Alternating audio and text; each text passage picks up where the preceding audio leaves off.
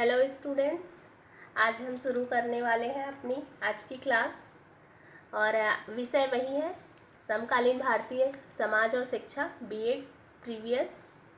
आज का हम लोग टॉपिक लिए हैं थर्ड यूनिट से कास्ट एंड एजुकेशन, जाति और शिक्षा।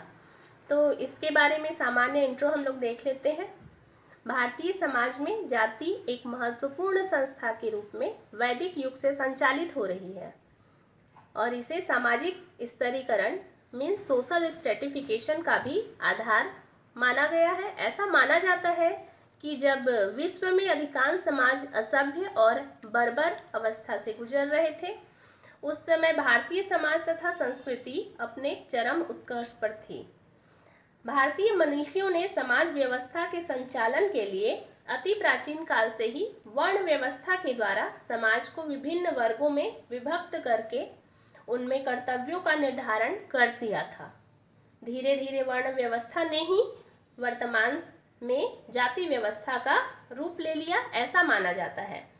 जाति व्यवस्था एक ऐसी व्यवस्था है जो वैदिक युग से ही भारतीय समाज में स्थायी तथा निरंतर रूप से बनी हुई है तथा इसकी विशेषता के रूप में यह जानी जाती है। यही कारण है कि भारतीय समाज को जातिगत समाज कहकर भी परिभाषित किया जाता है। वास्तव में जाति सामाजिक संरचना का वह महत्वपूर्ण आधार है जो कि प्रत्येक इकाई के सामाजिक, आर्थिक, सांस्कृतिक तथा राजनैतिक जीवन को प्रभावित करती है।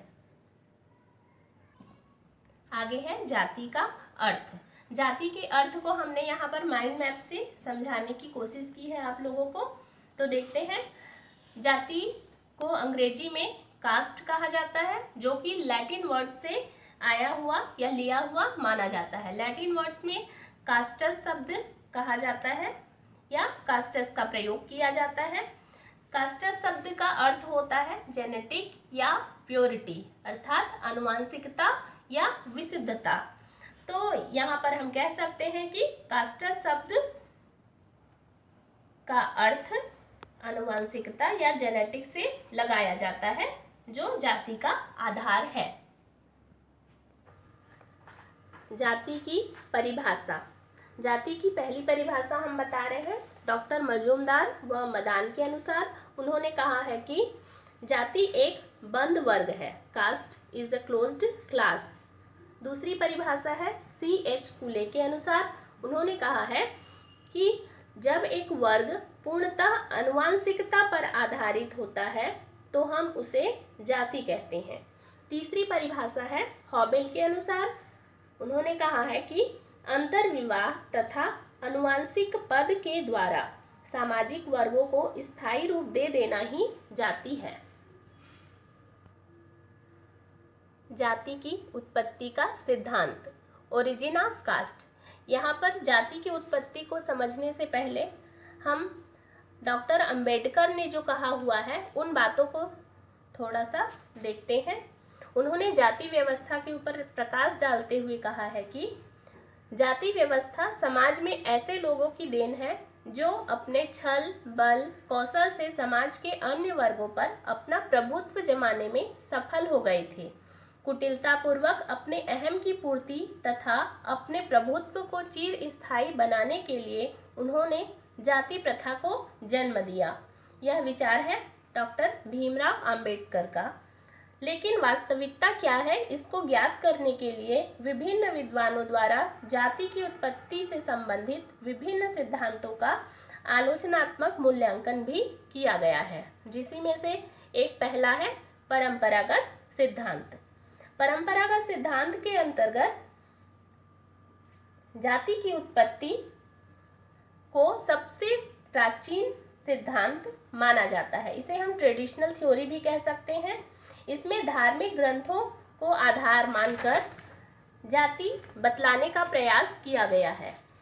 उदाहरण के लिए जैसे कि ऋग्वेद के पुरुष सूक्त में कहा गया है कि विभिन्न वर्णों, यहाँ पर वर्ण का अर्थात मतलब है जाति की प्रारंभिक अवस्था या प्रारंभिक रूप। तो विभिन्न वर्णों की उत्पत्ति भगवान ब्रह्मा के विभिन्न अंगों से हुई है। इसी प्रकार गीता में भगवान श्री कृष्ण जी ने कहा है कि चारों वर्णों की उत्पत्ति मैंने अर्थात ईश्वर ने उनके गुण एवं कर्म के आधार पर किया है। लेकिन इसकी समालोचनात्मक मूल्यांकन में कुछ विद्वानों का यह कथन है कि ये दोनों ही धार्मिक ग्रंथ हैं और दोनों का ही मत अलग अलग है जाति व्यवस्था की उत्पत्ति के लिए। कुछ आलोचकों का कथन है कि यह सिद्धांत यदि स्वीकार भी कर लिया जाता है तब भी यह सिद्धांत वर्ण की उत्पत्ति पर प्रकाश डालता है, न कि जाति की उत्पत्ति पर। वर्ण एवं जाति दो विभिन्न विभिन्न अवधारणाएं हैं, इन्हें एक रूप में स्वीकार नहीं किया जा सकता है। कुछ और आलोचकों में से एक ने यह कहा है कि यह सिद्धांत सिद्ध करने में पूर्णतः असफल रहा है कि जाति विभाजन का आधार जन्म से है या कर्म से है। पौराणिक ऐतिहासिक धर्म ग्रंथों की विभिन्न व्याख्याएं परस्पर स्वयं में ही विरोधी है, जिससे भी कोई निष्कर्ष नहीं निकाला जा सकता है। अतः इस सिद्धांत के समालोचनात्मक मूल्यांकन क्रिटिकल इवैल्यूएशन में हम यह कह सकते हैं कि दोनों ही धार्मिक ग्रंथ होते हुए भी, यहाँ पर दोनों मतलब ऋग्वेद के पुरुष सूक्त में जो कहा गया है वो, और गीता में भगवान श्री कृष्ण द्वारा जो उपदेश दिया गया है वो, दोनों ही धार्मिक ग्रंथ होते हुए भी वर्ण व्यवस्था की उत्पत्ति में परस्पर विरोधी हैं। जाति की उत्पत्ति के सिद्धांत में दूसरा सिद्धांत है धार्मिक सिद्धांत या रिलीजियस थ्योरी। जाति की उत्पत्ति को धार्मिक कर्मकांडों के आधार पर स्वीकार करने वाले विद्वानों में से होकार्ट और सैनार्ट दो प्रमुख लोग हैं जो इसे धार्मिक क्रियाओं के आधार पर मानते हैं। होकार्ट का विचार है कि संपूर्ण जाति व्यवस्था की उत्पत्ति धार्मिक क्रियाओं या कर्मकांडों पर आधारित है।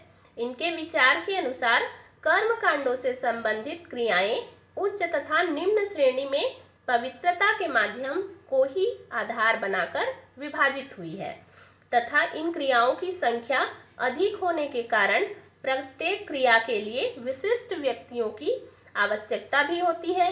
जैसे कि मंत्रों को पढ़ने के लिए ब्राह्मण की आवश्यकता होती है, तो फूल के लिए माली की आवश्यकता भी होती है।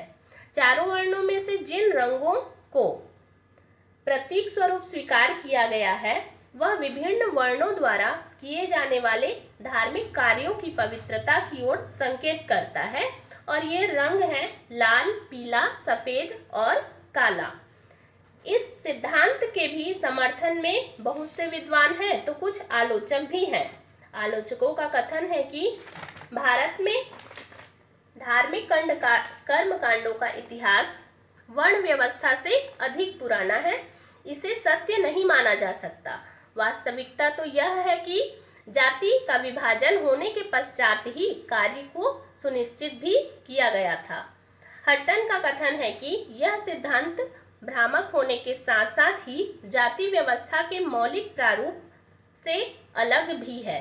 इसी कारण यह जाति व्यवस्था की उत्पत्ति को स्पष्ट करने में असफल रहा है। यह है इसकी समालोचनात्मक मूल्यांकन अर्थात क्रिटिकल इवैल्यूएशन। सो स्टूडेंट्स, आज की हमारी क्लास यहीं पर समाप्त होती है।